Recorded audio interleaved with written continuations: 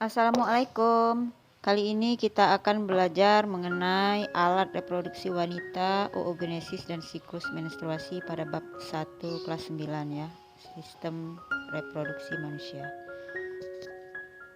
Alat reproduksi wanita terbagi menjadi dua, alat reproduksi luar dan alat reproduksi bagian dalam.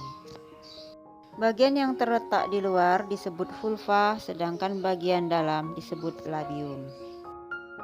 Vulva bermuara dua saluran, yaitu saluran urin dan saluran reproduksi atau vagina.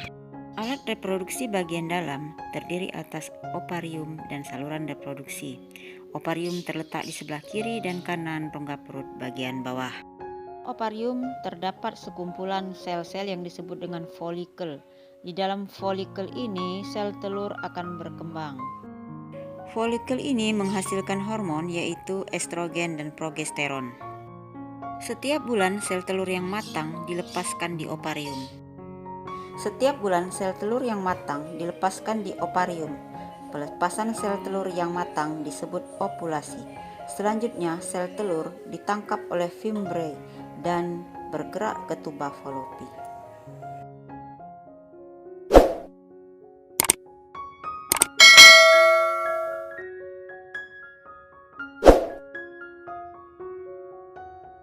Saluran reproduksi terdiri atas uterus, tuba falopi, dan vagina. Tuba falopi atau oviduk jumlahnya sepasang yang memanjang ke samping kiri maupun kanan uterus. Panjang tuba falopi adalah 10 cm. Pada ujung saluran telur terdapat seperti corong yang ditutupi oleh fimbriae yang disebut dengan infundibulum.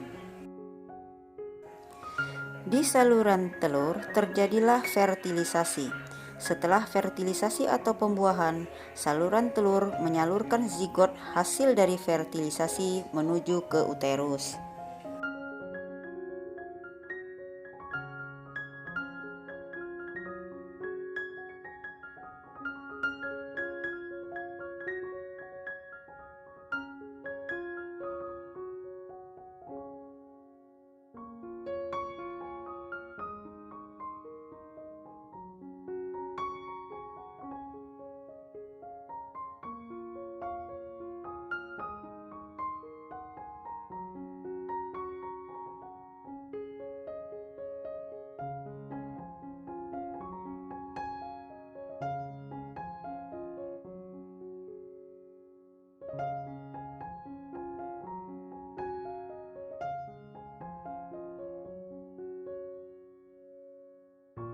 Rahim memiliki dinding yang tebal, serta bentuknya seperti buah pir yang terbalik.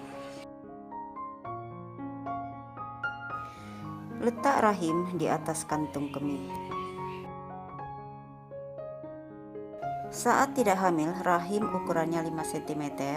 Saat hamil, rahim mengembang hingga 30 cm, sesuai dengan perkembangan bayi.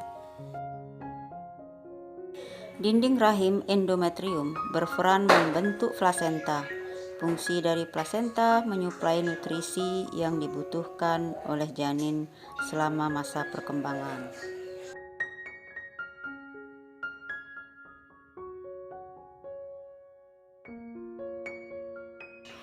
Vagina menghubungkan lapisan luar dan lapisan dalam yaitu serviks.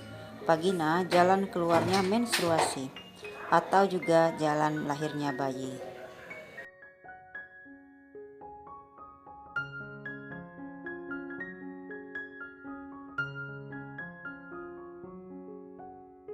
Saat kontraksi otot dinding rahim, maka bayi akan terdorong untuk keluar.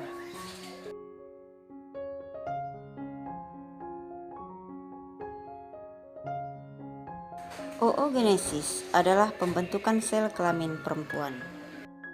Itu ovum atau sel telur di ovarium. Berbeda dengan spermatogenesis yang dibentuk ketika anak laki-laki memasuki masa pubertas. Oogenesis dimulai sebelum anak perempuan lahir. Saat bayi lahir, anak perempuan sudah memiliki bakal sel ovum sebanyak 200.000 sampai 2 juta. Namun sekitar 40.000 tersisa saat anak masuk masa pubertas. Saat pubertas, hanya 4.000 yang akan matang.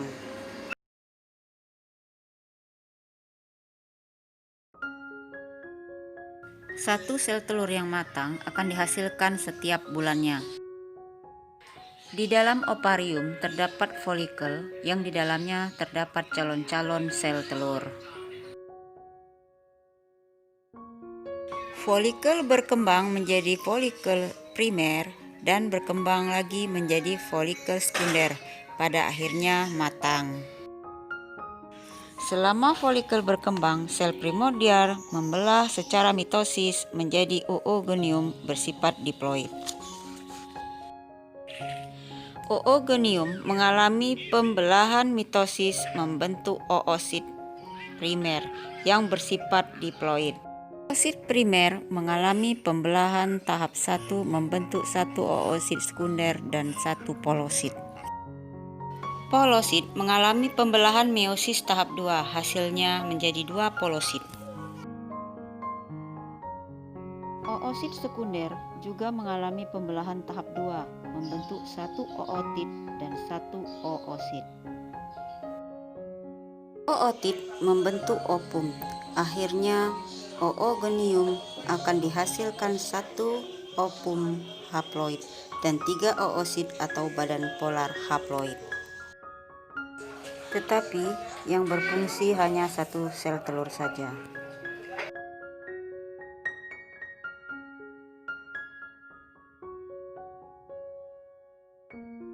Apa menstruasi itu? Menstruasi adalah pendarahan yang terjadi akibat luruhnya dinding sebelah dalam rahim endometrium. Siklus rata-rata sekitar 21 sampai 30 hari.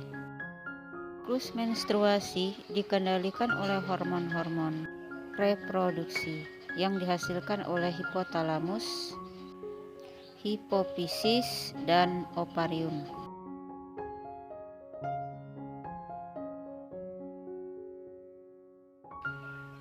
Empat fase siklus menstruasi adalah 1 fase menstruasi, 2 fase praovulasi, 3 fase ovulasi, 4 fase pasca ovulasi.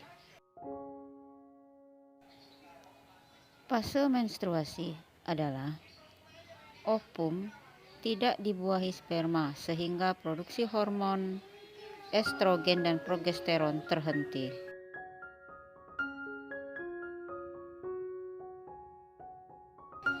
Menyebabkan ovum lepas dari endometrium sehingga terjadilah pendarahan.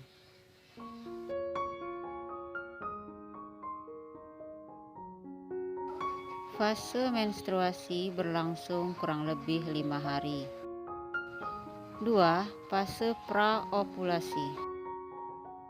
Hipotalamus akan memacu hipofise untuk mengeluarkan FSH.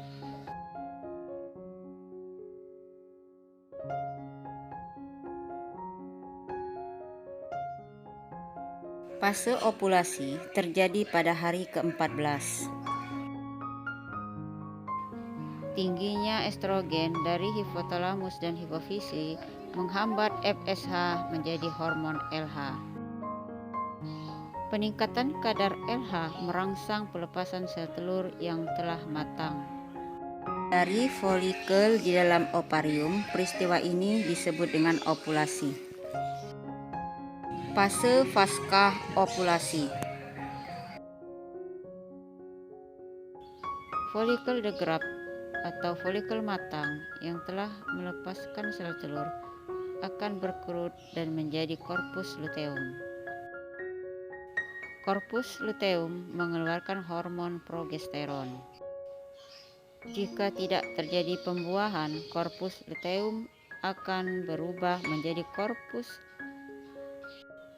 albikan yang hanya sedikit mengeluarkan hormon, sehingga kadar progesteron dan estrogen menjadi rendah. Keadaan inilah menyebabkan terjadinya menstruasi.